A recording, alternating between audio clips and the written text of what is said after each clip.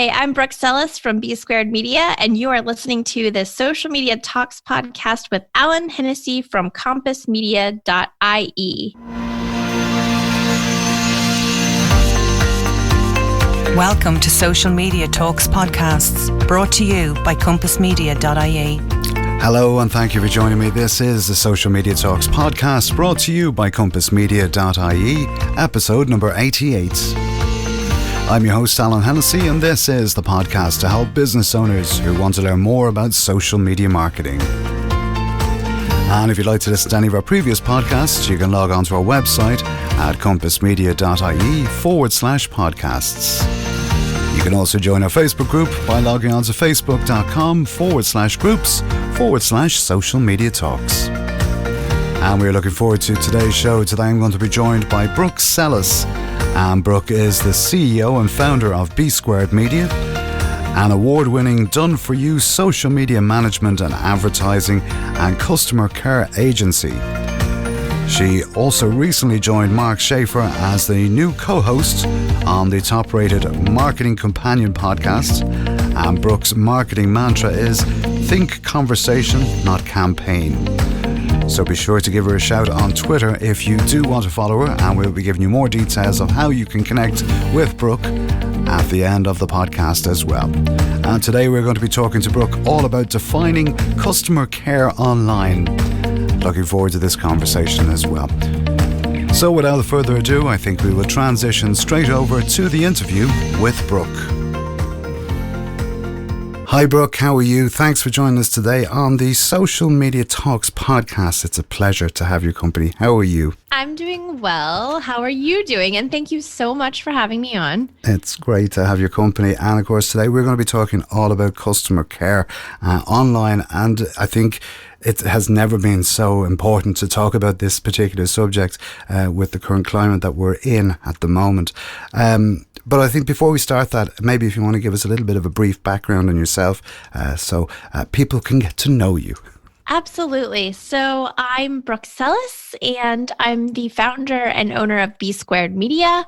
We are about to turn 8 in May, and we have been a digital marketing agency since the beginning. When we first started, we focused on social media management, but since our early times, we've expanded into paid media management or advertising, both social and search, as well as customer care, which we'll be talking about today. And that's a newer service for us, but it's definitely one of our growing services and growing asks, growing needs type of service. Brilliant stuff. And of course, I think that it really is, when it comes to social, I suppose, that is what it's about really. But I think customer care is so important to businesses, and just connecting and being able to answer questions or from both sides of the coin. I think it's so important. And as this is recorded at the time of the coronavirus, so just in case that we do mention that and we mentioned about this, you just so you're aware of it, if you are listening to this on the replay in a couple of months' time, and hopefully we'll have passed through the worst of it and we're on the other side. But I suppose when it comes to customer care, what are the main things that people come to you about, and what do the people talk to you about first?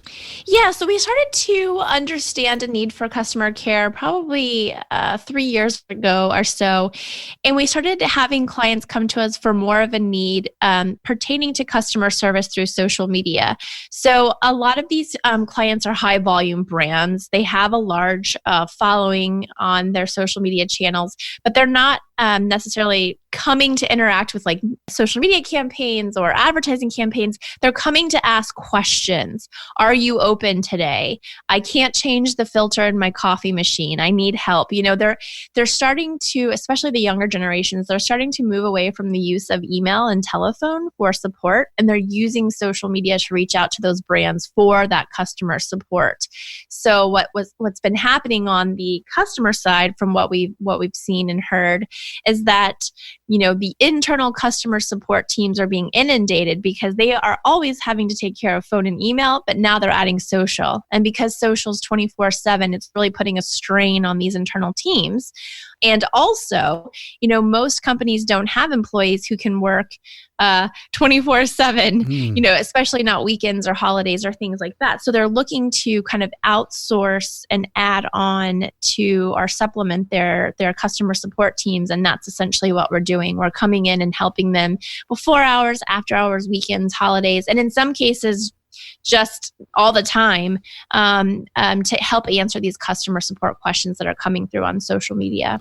Yeah, and I think, I would agree because, as you say, a company can't employ a person 24 hours a day or 7 days a week unless they're on shift or whatever that may be. But at the same token, I especially for the smaller sized business, like the small and medium sized businesses, they're not going to have that facility to do that. So I think where customer care comes into it has a lot to do with their company, with their brand, with what they, how they project, how they, I suppose, how they look online, how they can help people and give that feedback and be able to support their customers and their clients. Yeah. So, we're doing a lot of education right now around the term customer care. It's not customer service or customer support per se, because when you think about customer service or customer support, that can be very transactional, right? You could have a client come to you and ask you one question about your product or service and then never interact with them again. So we don't really call customer care customer service or customer support. They're not the same thing.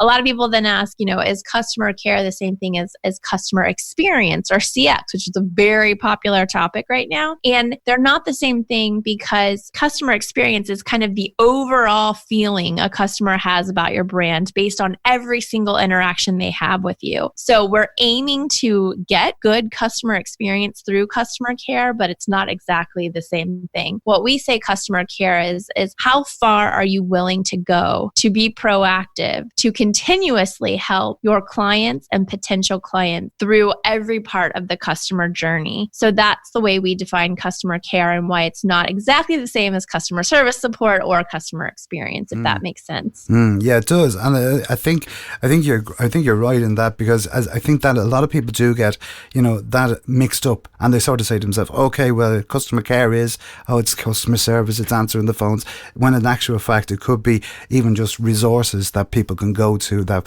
they can, whether it be tutorials or whether it be, help sheet or guidelines or something like that can help them. And that's, I think, customer care, because at the end of the day, I think what we have to do is we have to be a lot more personal. And being personal means that we have to care about each other and care about who we're talking to, and how we can show that is, I suppose, true customer care. Yeah. Another distinction that we make with customer care is that proactive piece of it. So we use artificial intelligence to help us become proactive versus reactive. And that's why it's not customer service, but we call it customer care. So we use artificial intelligence and social listening to go out and listen for particular keyword and keyword phrases around the brand, their industry, their products, their services, and their competitors. And what that allows us to do is find spikes and share a volume on those keywords or keyword phrases. And it allows us actually to solve problems before they become a crisis, which is very important. And that's why it's, again, a proactive service versus a reactive service like customer service or support. We look at social, we look at everything digital. I think we have to be doing that in a sense of watching what's trending and saying, how can we help our customers through this? And I think you're right in the sense that looking for them keywords and focusing in on keywords that people are using within your business or within whatever you do will automatically give you a lot of food for thought, and also give you a lot of help and give you that opportunity to go and do that research and then be able to act on it. Yeah, I mean, if you think about social listening and the use of AI there, it really helps businesses way beyond customer care.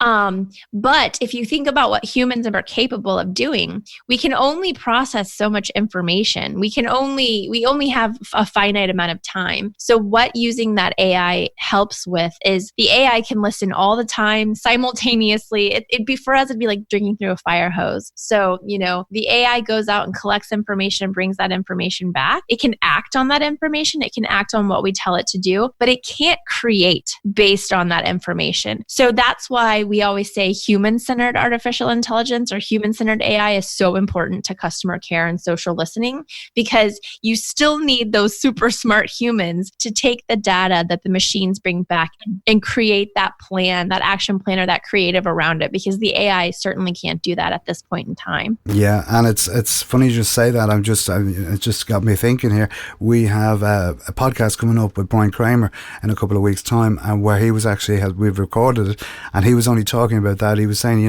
AI, he says, all of these, artificial intelligence that we can say, and even down to things like chatbots and stuff like that. They're all fantastic pieces of, that we can use, but a machine can never have empathy. And that comes from the people who are programming it or who are actually talking. So back to the old scenario of people buy from people or people talk to people because they trust and they know these people. So that's why I think the empathy bit will be never. Yeah, no, it can't replace us. Not yet. That's the right? word I was Who trying to think. It was replace holds? us. Yeah, but it's not replacing us yet. I mean, I think the best tactical advice I have for using artificial intelligence or chatbots is, especially if we're talking about right now, when there's a global crisis happening, one of the best ways that you could use artificial intelligence is with a chatbot that answers frequently asked questions. So I'm almost positive, because we're seeing it on our side, and I'm assuming, that I can probably apply this to many, many brands around the globe right now, is people are asking questions like, are you open? What are your hours today? Can I still receive delivery of this product? That's something that a company could set up a chatbot to answer those frequently asked questions, and it's going to answer them with 100% accuracy, 24 hours a day, 7 days a week. So that is an opportunity to use AI right now to free up human capital and human time, human investment, and get those questions answered. But like you said, a bot cannot have a conversation just yet, and it cannot give empathy or sympathy. So that's why, the human part is still so critical to using artificial intelligence, but is especially critical when we talk about something like customer care, because when somebody is coming to you with a complaint, pretty much the first thing they want to hear is, I'm sorry, and here's how we're going to fix it for you. Yeah, I would agree totally. And I understand exactly where you're coming from, because as you say, it is basically, you can have the generalized questions and the answers to them. But I think it's when it gets a little bit deeper and people start to say, well, look, I can't come in, but that's when the machine can't comprehend that. It can't, because it's not programmed to do that. Whereas that's where someone picking up a phone and saying, I'm here, how can I help you? What can I do what can I do to resolve this for you? So I think that, yes, is definitely one way. Is there any particular tips or tricks that you would say to people, you would share with people here on the podcast about, I suppose, developing that customer care? Yeah, I think the biggest part is to first start by listening, right? Which is often where we start. But if you can start by listening and understanding, what channels are your customers using to ask you customer care type questions. It may be all channels. It may just be Twitter. It could just be Facebook. But start to audit what's happening on your social channels and start to understand where your customers and potential customers are asking you these frequently asked questions or these customer support, customer care type questions. Once you have an idea of where these questions are happening, then it's time to go into planning, right? So listening, auditing is number one. Number two would be planning. What are our office hours? Can we use a bot to help answer some of the frequently asked questions? What human capital, human investment, time, money do we have to spend on customer care? And how can it help our business? So how can we tie that customer support or customer care through social media back to business objectives? So in our mind, a lot of that is what we call soft data. So it helps with things like loyalty. It helps with differentiation. But there are some hard KPIs, or hard return on investments that we're seeing. So for instance, we just onboarded a large tech client who's global. We only do their US customer care, but in a matter of 60 days of onboarding with us, we took their response time on solving a customer care question through social media from 20 hours down to 5 hours. That's a hard piece of data that goes directly to their bottom line. So, I think as part of the audit and planning steps, that you need to think about what it would look like if you could do something similar. If we could take problem solving from 20 hours to 5 hours, or 20 hours to 10 minutes. What does that mean for our brand? What would that look like? Yeah, and I've seen that. I've seen that with a number of companies, especially here in Ireland. I've noticed it even with the DAA, who is sort of like the Dublin Airport, and they literally have a team that will answer those questions, and they've done this so well, because what they're doing is they're preempting it. Even when it became, like when the coronavirus came out, they were already speaking about it and saying, like, these are the steps that you need to take if you are away from it. Whereas they weren't actually sort of saying, like, if you're just in Dublin Airport, they were saying if you are anywhere in the world, these are some of the helplines, or here's some of the ideas that we can give you to actually to make it easier for you to get home even. And I thought, yes, and you can't quantify that. No. You can't put a price on that. But I think one of the problems that we face all the time, but especially now with the crisis that's happening, is the war for attention, right? How do we stay top of mind, especially right now when things are grim? And I think the way you do that is by being as helpful as possible. And, customer care allows you to do that right off the bat. There's no scale up or ramp up period.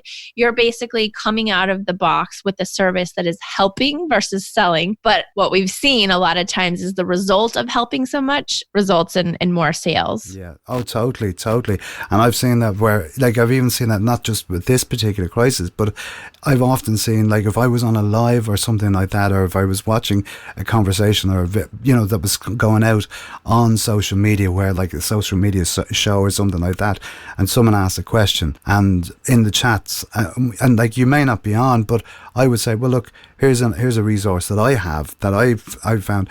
And 9 times out of 10, what happens is that people will come back to you and say, oh, thanks so much for that. But 9 times out of 10, what you're going to do is you're going to get someone going to email you and say, thanks for letting me know about this. I also have a query about X, Y, and Z. Do you have any ideas how we could do this? And that, I think, is good customer care, because you're not actually doing it directly to your particular customers. You're just putting it out there. And when you put something out there, and I'm a firm believer, putting something out into the universe, it will come back to you in spades. I agree. I think, having an abundance mentality is smart. And, I get it. A lot of companies still want to focus on sales and the bottom line. But I think companies who are focusing more on this, abundance mentality, are helping versus selling, are actually seeing really good sales results based on the fact that they're being helpful and they're not always focused on selling. So, it's two different camps. It's a couple of different mindsets, but I've always been of the, abundance mentality and helping as much as I can. So it just it fits very much with my own personal, I guess, mantra of helping versus selling. And I'm really excited about being able to help others do that as well. Yeah. And I think it's so important, because if we look at where we are today, and I don't just mean it in the current climate, but I think in the last 7 years, the way that business has changed, it's no longer, so cutthroat. Now there's people starting to, instead of them being competitors, they're now being collaborators. They're actually starting to say, okay, well, look, I have this great product, you have this great product.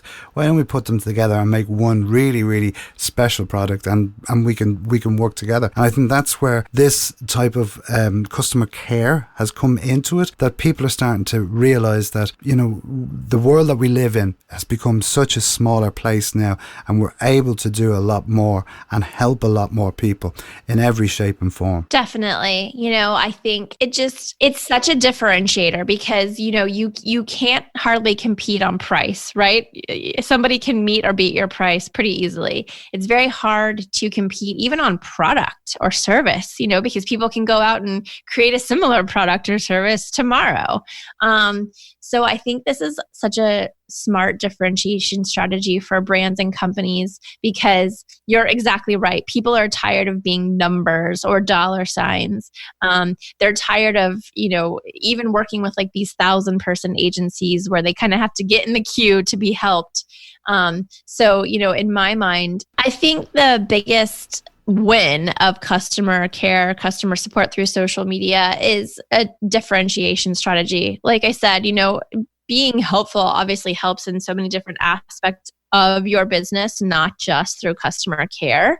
And it's hard to compete these days on price or product. Somebody can go out tomorrow and slash their prices. Somebody can go out tomorrow and create a product just like yours or a service just like yours. But I think a real way that companies can differentiate is by showing that they care and going that extra mile and being proactive when it comes to helping their current customers as well as their potential customers. I agree totally. Like it's one of those things that I always say when people come to me, or if I get referred from people, they say, "Oh, I heard that you're just a very personal guy. You're very personal when it comes to your approach." And I go, "Yeah, well, that's what I built my business on." And one of the reasons why I built that way is because for so long when I was dealing with other companies or whatever, you were just a number. You were just that person that's, "Oh yeah, well, hold on, if you're talking to Brooke today, you could be talking to Alan tomorrow." And I really think that people, they don't want that anymore. What they want to do is be able to say, feel comfortable and say, "Well, this guy knows my situation." I even had it with Apple only a couple of months back. I had a problem with one of the computers here, one of the Macs here in the office. And I got onto this guy in Apple and he was very helpful. And he says, "Look, if you ever have a problem again, give me a shout. Here is my number." And he'd probably be given out to for saying that, but I was able to call back to him. And even though I had a reference, so helpful. And he just went, "Yeah, we talked about this before. I went, "Brilliant." And it gave me such a feeling of goodness because I just went, right, I have someone that I can actually talk to. I'm not talking to someone that I have to go to explain the whole situation again, and it starts all over, then that whole ball rolls again. Whereas we just pick up where we left off the last time, and that was it. It really was. So full compliments to to Apple for doing that, and for the guy as well. I can't remember the particular guy's name, and I'm not going to say it because just in case he gets into trouble or whatever. But he's mine. You can't have him. Yeah, and I'm not sharing them exactly. As simple as that. But no, it really is. But I do think that's where customer care really comes to light when you see things like that happening. Yeah, and I think, that gives me hope. Apple's such a big company, and if they can figure out ways to be more human and to give more care and to help more and to be more proactive, I don't understand why everybody can't do the same thing. Yeah, you can see that. But I do see, and I've noticed it over the last while, that there is that change. There's a change in attitude, and people are starting to come around to that, and especially the bigger companies. I noticed that even so on a local level here, some of them, like we have the Irish Rail system, and they have a whole team that does this. And the only reason I know this is because I do I'm part of the public sector conference that happens here every year. And just speaking to these guys, I would have interviewed a lot of these, I suppose, these speakers that were on the day, and they were all like from the public sector here, and they're just talking really, straight talking. They're being real instead of it just being a company with the the way you see that vision of a man up on a hill or a woman up on a hill that you can't get to because you're down the bottom of it. That day is gone. They're now coming down to your level where they're actually talking to you, and I think that is what's going to differentiate businesses in today's market. Leveling the playing field. Yeah, it's totally. it's time. It's time for services and people who are open to that. So Just wrapping up here, I suppose, as well, is thinking, we spoke, as you said, some of the things to look out for were to be, listening and then doing an audit and then having a plan. And then I suppose the next stage of that is putting together a strategy and then also putting together then and implementing it. Yeah. I mean, I'm not saying you have to be 24/7. Not even we are 24/7. We're working towards that. And that's a goal of ours. But right now we're about 18/7. We're available 18 hours a day, 7 days a week for our clients, including holidays. But that doesn't mean that's what you have to do. You have to be the best you can be. So if your office hours are still only going to be Monday through Friday from 9 a.m. to 5 p.m., then you need to make that clear and have that out front and center. And then maybe consider having a bot that is on while you're away, after hours, before hours, weekends, holidays, who can answer some of those questions, but who can also say, hey, you're asking me a question that I don't know how to answer, and you can certainly set up your chatbot to do this for you. So here's an email of someone internally who you can reach. Their office hours are Monday through Friday, 9 a.m. to 5 p.m., and they'll get back to you just as soon as they can. But at least during a crisis, when there's a problem, the biggest thing people want is communication. So that bot can even give that communication 24/7, even if your human can't. So work up that plan and that strategy and do the best you can do. I'm not saying that you have to be 24/7, but be transparent in what you're able to offer, and then think about how you can extend those hours, maybe perhaps through artificial intelligence. Yeah, and I think people will appreciate that, with even the honesty of saying, well, look, we're not here on a Saturday or we're not here on a Sunday, but we are here Monday to Friday, and we do have a person that you can talk to with this particular issue or whatever it may be. And people will say, great, okay, and I'll ring Monday morning, and that's, what I mean, and that's where, as you say, the transparency comes into it. That you're not being all things to everyone, saying, oh yeah, well, we're here 24/7, when in actual fact you're not, and that's where people get annoyed and upset, and and they can't solve a problem at that stage. So yeah, I totally agree with. I think they are some really, really fantastic tips.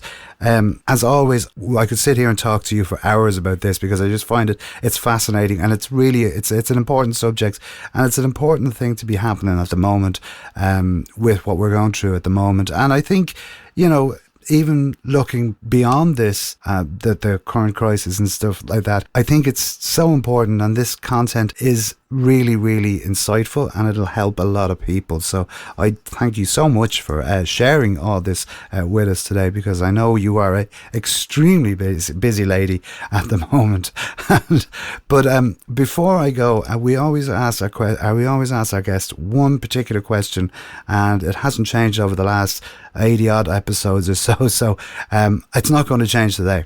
And my question to you is if you had the chance to invite someone to dinner, whether it be past or present, who would it be and why? Wow, that's such a hard question to answer. I think for me, I would want it to be my great grandmother on my mom's side, who I never got to meet. And that's just because I feel such a thread between myself and my sisters and my mom and her mom, but I never got to meet my grandmother's mother. And I hear that we're all very similar. So I think I would like to invite my great grandmother to dinner, just to understand how she lived, what she went through, and to see where those similarities kind of like shine through generation to generation. Brilliant stuff. And you are not the first person on the podcast to actually say that. We've had a lot of people that have actually said that. And and I think it shows the character of the person as well, when you think about that in that way. Like, we can all say, oh, I want to sit down at the table with such and such, but I think when it comes to family, I think that's so important, and it also it is a beautiful thing. Brooke, how can people get in contact with you if they want to reach out and connect with you? Yeah, certainly. Sure, you can find our website, which is at b-squared.media. And you can find me, Brooke Sellas, just by searching my name. So on Twitter, I'm at Brooke Sellas, BrookeSellas. Or you could just pop my name into Google and find me wherever I am. Brilliant stuff. And you also are not mentioning one other thing, and I think you should. I think it's very important that you should. You also are a co-host of a particular podcast with with a previous guest here on the podcast as well. So you might want to mention that as well.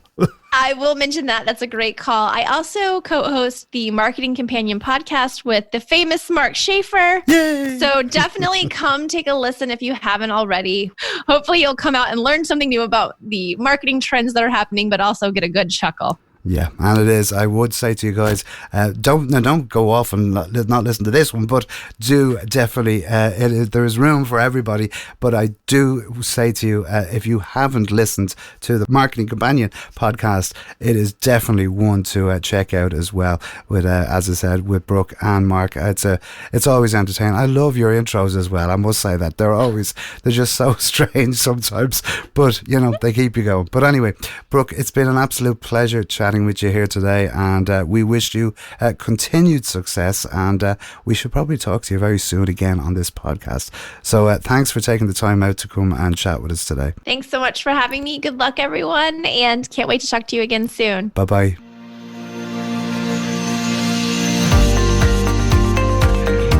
Hey, thanks for joining us today on the Social Media Talks podcast, and hopefully you learned some great information and also insights from our guests today. And if you'd like to listen to any of our previous podcasts, you can log on to our website at compassmedia.ie/podcasts. And all of our podcasts are available on all the usual podcast providers, including Stitcher Radio, Google Play, Mixcloud, Spotify, and Apple Podcasts. And we would be delighted if you would leave us a rating and review on Apple Podcasts, as we are always thrilled to receive your feedback on any of the programs. You can also subscribe to the podcast there so you never miss an episode as well. And if you'd like the show notes for this episode or for any of the previous episodes, please log on to our website at compassmedia.ie/show notes. And if you'd like to be a guest on the podcast, please do get in contact with us. All you have to do is email us at smtalks@compassmedia.ie. And if you'd like to find out more about the services that Compass Media provide, from social media marketing and training to podcast services, please visit our website for more details.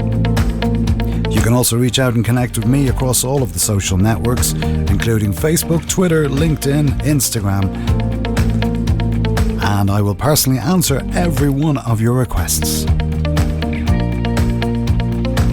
That's about all for today. I've been Alan Hennessy from Compass Media for the Social Media Talks podcast, and we look forward to talking to you next week. And as I always say, be social. So until next week at the same time, bye-bye.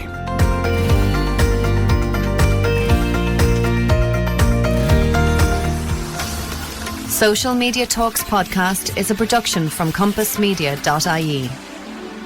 The Social Media Talks podcast is sponsored by ContentCal. For more information, visit their website at contentcal.io. We would also like to remind you the Social Media Talks podcast is proudly supported by charityradio.ie,